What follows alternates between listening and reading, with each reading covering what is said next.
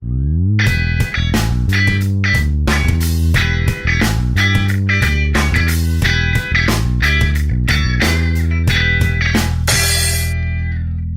ouro e a economia mundial é o nosso primeiro tópico. Qual que é o objetivo da aula hoje? O objetivo, pessoal, é tratar do advento da mineração regular e sistemática nas colônias portuguesas da América. Finalzinho do século XVII, começo do século XVIII, é quando se inicia, então, de forma regular, sistemática e constante, a extração de ouro na América Portuguesa. O que o advento desse tipo de mineração, dessas formas de economia com consequências impactantes, muito importantes para as formas de sociedade que nós analisaremos um pouco melhor na próxima semana, o que então essa mineração da América Portuguesa tem a ver com um contexto mais amplo? Porque afinal de contas, pessoal, isso eu venho discorrendo já há algum tempo, enfim, no meu curso de Colônia 1, mas não é pré-requisito para ninguém, que fique bem claro, mas é sempre bom a gente fazer um exame, né, das nossas próprias formas de pensamento histórico, ou seja, no Brasil, assim como em outros países, costumamos excessivamente pensar a história do Brasil como uma história do Brasil. Isso não funciona para a história da colonização, porque a colonização é um fenômeno de escala mundial. A colonização portuguesa da América é parte orgânica da história do Império Português. A expansão portuguesa, por seu turno, é parte de uma história de dimensões mundiais. Tendo isso em mente, o que justifica então nós tratarmos da mineração como um capítulo de uma história brasileira, independentemente dos termos, porque não existe nada brasileiro no século XVIII, isso eu vou reafirmar de modo mais qualificado aqui nesse segundo semestre, porque vou justamente tratar então da questão da independência, da formação do Estado e da nação no Brasil, nas nossas últimas aulas, independentemente da terminologia específica, esse Brasil que não existe ainda no século XVIII, né, não existe nada nessa história que tenha uma completa autonomia em relação a algo mais amplo. Assim sendo, pessoal, né, a tal da história da mineração não é um capítulo da história do Brasil pelo Brasil, mas do Brasil como um quadrante em um cenário mais amplo. Bem, a mineração. Talvez já seja uma obviedade nessa altura do campeonato, né, a afirmação de que as monarquias europeias da chamada Idade Moderna, entre os séculos XV e XVIII, sobretudo, elas valorizam nas suas formas econômicas e, consequentemente, políticas, porque não há plena dissociação, separação entre economia e política nesse mundo, pelo menos não do ponto de vista de quem quer entender esse mundo, a afirmação, então, de que elas valorizam a busca, o controle da extração, o usufruto de metais preciosos, né? Sim, o ouro é um metal precioso, quer dizer, é um metal raro, é difícil, leva muito tempo para ele se formar, a sua extração também não é fácil. O ouro é um metal precioso, o que significa que a ele é atribuído alto valor na competição internacional a partir dessa Europa que se expande para outras partes do mundo na chamada Idade Moderna. Esse é um dos critérios de colocação, então, das monarquias europeias num cenário de competição, né? Quais são os distintivos, então, de uma potência europeia digna, né, de, enfim, jogar, né, desempenhar um papel importante nessa competição internacional? Sim, é ter um Estado forte, é ter terras, ter colônias, dispor de exércitos, de uma capacidade de mobilização militar, de formas econômicas que contribuam para tudo isso, né, e aí a extração, então, o usufruto desses metais preciosos é um critério básico. Costuma-se chamar isso de mercantilismo, né? Um termo que tem as suas controvérsias, é um termo que não indica uma realidade em si, quer dizer, não é óbvio que mercantilismo descreva um determinado fenômeno, né? Essa expressão ela indica, então, um conjunto de situações, um conjunto de possibilidades interpretativas, né? É bom que se diga desde sempre, né? A gente está trabalhando, então, com uma categoria de análise bastante útil, bastante tradicional, né? Mercantilismo, mas que não indica uma realidade em si. Como quer que seja, nesse chamado mercantilismo, os metais preciosos são base para a riqueza das nações. Até aqui, enfim, nada de novo, né?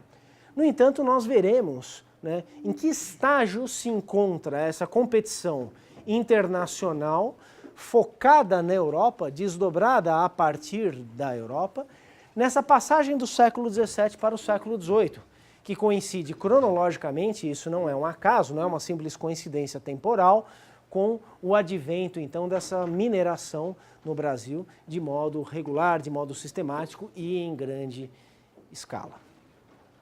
Antes disso, porém, o que é, então, o ouro, além de um metal precioso, a desempenhar um papel fundamental nessa competição internacional centrada na Europa durante a chamada Idade Moderna? O ouro pode ser moeda, né? Não apenas um metal. Claro, é moeda sendo um metal, mas sendo moeda não é simplesmente um metal. E pode ser um padrão de regulação de uma economia, o que também é algo mais do que simplesmente uma moeda ou do que simplesmente um metal precioso. É possível, então, cunhar moedas com metal. A quantidade de metal, né, naquela moeda determina o valor dessa moeda. A princípio, uma moeda de ouro vale mais do que uma moeda de prata, que vale mais do que uma moeda de bronze, enfim, desculpa, uma sequência um pouco marcada por o contexto das Olimpíadas, né? Ouro, prata e bronze, pode ser cobre, pode ser quantidades de metal misturadas, né? A quantidade de metal deste ou daquele tipo dependerá o valor, então, a ser atribuído a uma moeda, porque é um valor direto, né? É uma quantidade de metal que a pessoa tem e que ela, então, utiliza como regulação de trocas. No entanto, a partir do século XIX, né, se inicia, né, a preponderância, né, do ouro como uma forma de regulação de valores em escala mundial. Aqui que eu me refiro, né? No século XIX, até no começo do século XX, aproximadamente até a Primeira Guerra Mundial, né, esteve em vigência o chamado padrão ouro na economia mundial. O que estabelecia o padrão ouro? Estabelecia que, com a generalização das notas e das moedas de valor simbólico, que são essas notas e moedas que nós utilizamos até hoje, que qualquer economia usa, né? Vocês pegam uma moeda de R$1. Por que vale R$1? Não é pela quantidade de ouro que tem a moeda, né? Mas é uma liga qualquer a qual é atribuído o valor R$1. Isso é uma convenção. Vocês peguem uma nota de R$50. O que a nota de R$50 tem que a nota de R$2 não tem? Tem um valor simbólico. É o mesmo tipo de papel, né? Não há mais trabalho para a confecção de uma moeda de uma nota de R$50 ou para uma nota de R$2. Simplesmente a convenção muda. A atribuição de um valor simbólico aqui. Bem, até aí também um fenômeno muito facilmente reconhecível por todos nós. Até aproximadamente a Primeira Guerra Mundial tinha vigência, então, uma convenção que estabelecia que, né, os detentores de papel moeda, de moedas, de, enfim, artefatos aos quais simbolicamente era atribuído um valor, eles poderiam trocar essas convenções, esses símbolos, no momento em que eles quisessem por valor real. Toda economia nacional, então, deveria dispor de ouro, metais preciosos, sobretudo ouro, suficiente para converter, né, imediatamente em algo de valor real e concreto aqueles artefatos de valor simbólico. Então o sujeito tem uma nota, eu quero que isso aqui vire ouro, o país deveria ter a reserva suficiente. O ouro, então, passou a ser uma espécie de padrão regulador da economia e da riqueza mundial, né?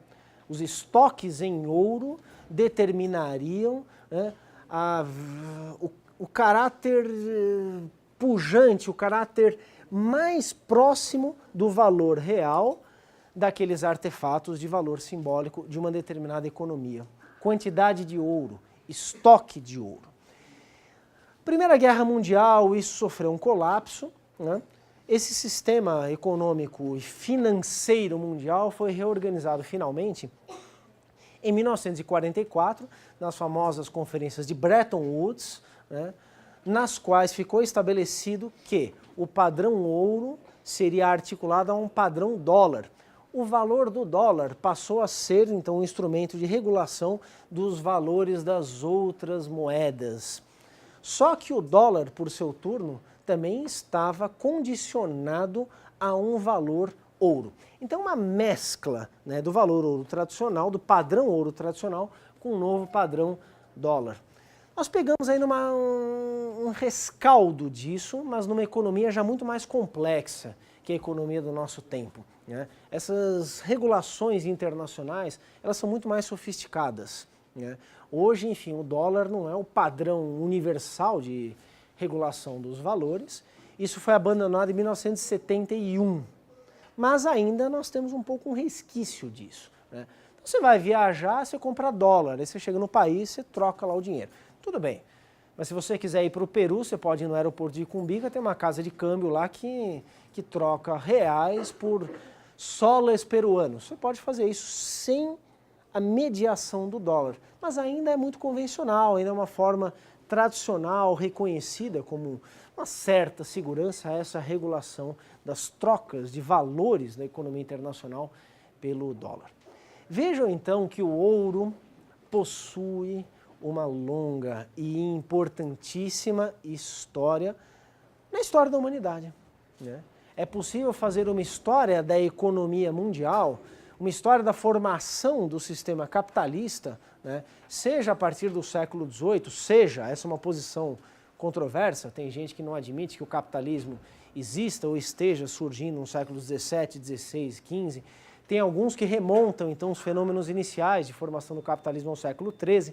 Deixando essas controvérsias de lado, é possível escrever a história desse sistema de mundialização da economia, né, rumo a uma realidade que nós conhecemos hoje, tendo como um pretexto a história da participação do ouro, dos metais preciosos, mas principalmente do ouro. Principalmente do ouro, porque no século XIX o ouro torna-se padrão, coisa que a prata não é capaz de fazer.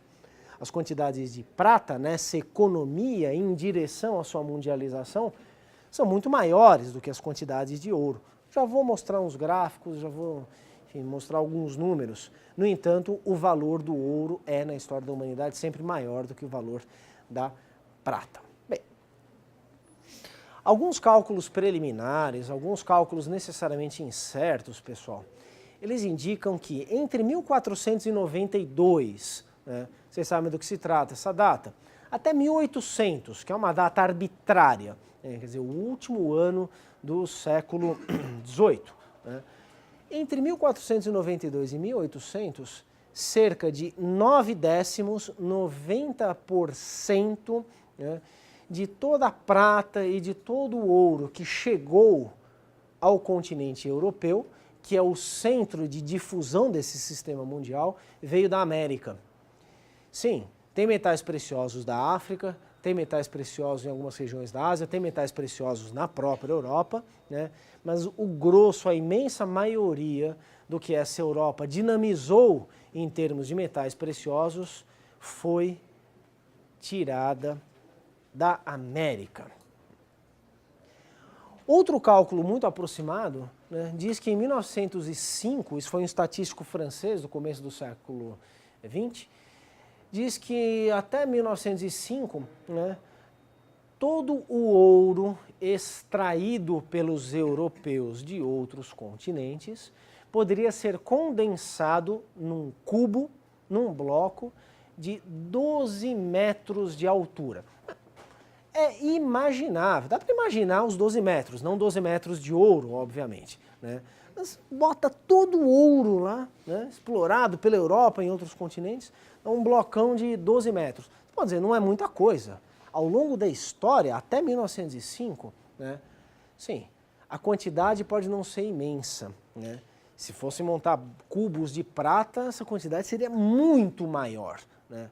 No entanto, dá a medida do alto valor atribuído ao ouro, né, que cabe então, né, numa massa compacta hipotética de 12 metros de altura, um cubo, né, e que mesmo assim moveu tanto economias, sociedades, anseios e impactou de forma tão intensa a história dos últimos séculos da humanidade. Bem, tudo isso no fundo, pessoal, é uma espécie de introdução, né? Nós estamos dando uma concretude a esse metal precioso como um objeto histórico, né? E aí vamos, obviamente, chegar então nessa América Portuguesa. Mas estamos desde o início procurando extrapolar o âmbito da observação. Os portugueses e o ouro. No século XV, os portugueses exploram ouro na África. É sobretudo um ouro sudanês, que vai para o mar Mediterrâneo, né, o mundo Mediterrâneo, né, e que vai também para o Oceano Índico, Península Arábica, Extremo Oriente. O ouro do Sudão, né, é explorado a partir do século XV, tem português nessa jogada, né, não é só pelos portugueses, é um ouro de exploração muito anterior, né, mas a partir de 1492, não stricto sensu a partir desse ano, mas a partir da chegada dos espanhóis à América, o ouro mais importante a chegar à Europa será o ouro da América, com a conversão então de Sevilha em uma das capitais, em um dos grandes centros dessa economia mundial em formação. Isso daqui é um gráfico que está no grande livro do Giovanni Arrighi, O Longo Século XX, Dinheiro, Poder e as Origens de Nosso Tempo. Obra que eu não me canso de recomendar a vocês. Esse gráfico, como que materializa, resumindo a teoria central apresentada por o Giovanni Arrighi. E eu resumo esse resumo, né? Resumirei o resumo. Do que se trata, basicamente? Giovanni Arrighi observa na história da formação do sistema mundial, do sistema capitalista, e ele é profundamente tributário, ainda que diverge em muitos momentos, de grandes outros autores como Fernand Braudel e Immanuel Wallerstein. O Arrighi vislumbra nessa história desse desenvolvimento fases, momentos, onde determinadas conjugações entre poder político, poder econômico e poder militar são capazes de estabelecer uma espécie de um ciclo vicioso, né, a alçar uma potência a uma posição de destaque em relação às demais potências que estão competindo no bojo do mesmo sistema. Uma vez estabelecido esse ciclo vicioso de modo diferenciado, essa potência torna-se uma potência hegemônica. Uma potência hegemônica mundial, não porque a sua hegemonia corresponda sempre, stricto sensu, à territorialidade de todo o mundo, mas sim porque essa hegemonia é exercida em um movimento de mundialização de um sistema europeu. Ou seja, o mundo aí não corresponde ao planeta Terra necessariamente. É só no século XVIII que vai corresponder mesmo, e só no século XX que essa correspondência será como que total, de modo a permitir que hoje a gente fale nessa tal de globalização, que é um termo muito em moda ainda, mas que surpreendentemente é um termo bom, no meu entender, né? Porque geralmente os termos de moda, enfim, gozam da nossa desconfiança, né? São termos muito passageiros, indicam formas muito, enfim, superficiais de pensamento. Por detrás de globalização estendem-se algumas discussões muito boas, é isso que eu estou falando. Então a hegemonia mundial, ela é em meio a um processo de mundialização da economia do sistema europeu, não porque seja plenamente exercida em todo o mundo. Mas qual é então a economia? Quais são as formas de sociedade que conhecem, a partir desse século XV, um movimento de expansão territorial incomparável com outros movimentos da história da humanidade? É a partir da Europa que isso acontece. Essa história, então, ela é dotada de uma boa dose de eurocentrismo. Não porque a gente goste da Europa, não porque a gente defende a Europa, não porque a gente acha que a Europa é superior em termos culturais, em termos civilizacionais a qualquer outro grupo ou qualquer outro espaço social, não é nada disso. Mas é simplesmente porque foi a Europa que se expandiu e não outras regiões do mundo. Pelo menos nessa escala de expansão. Então, pessoal, diz o Arrighi que quando isso acontece, né, nós temos uma potência hegemônica mundial. A história desse capitalismo, desse sistema mundial, pode ser então dividido na história da preponderância de algumas potências sobre outras, na história da sucessão de hegemonias mundiais. Essas hegemonias mundiais, elas são territorialmente progressivas. As primeiras se fazem sobre um mundo menor, que vai crescendo, que vai então fazendo com que não apenas o poder dessas hegemonias se sofistique, seja cada vez mais complexo, mais efetivo, nunca absoluto, né, mas também que seja cada vez mais mundial em termos territoriais. Primeiro ciclo sistêmico apontado pelo Arrighi, né, estaria aqui, né, entre meados do século XIV e meados do século XVI, dessas cidades-estado italianas, que são cidades de comerciantes muito efetivos, de armadas importantes, são estados que não são politicamente lá muito fortes, mas que estão baseados em economias pujantes, em economias de trocas, enfim, de redes comerciais muito pujantes e de algumas delas capacidade de mobilização militar, né? Em seguida, esse século XVII longo, que se estenderia então de meados do século, de finais do século XVI até começos do século XVIII, que seria um século holandês. A grande potência hegemônica mundial dessa época, diz o Arrighi, é o Império Holandês, né? Um estado também lá não muito forte, mas enfim, que amparado em companhias de comércio, em formas de exploração comercial, em capacidade militar muito forte, desempenha um papel de vantagem, né, em relação às outras potências competidoras. Logo, um ciclo britânico do século XVIII, por todo o século XIX, né, até o surgimento de um ciclo norte-americano que está em vigência.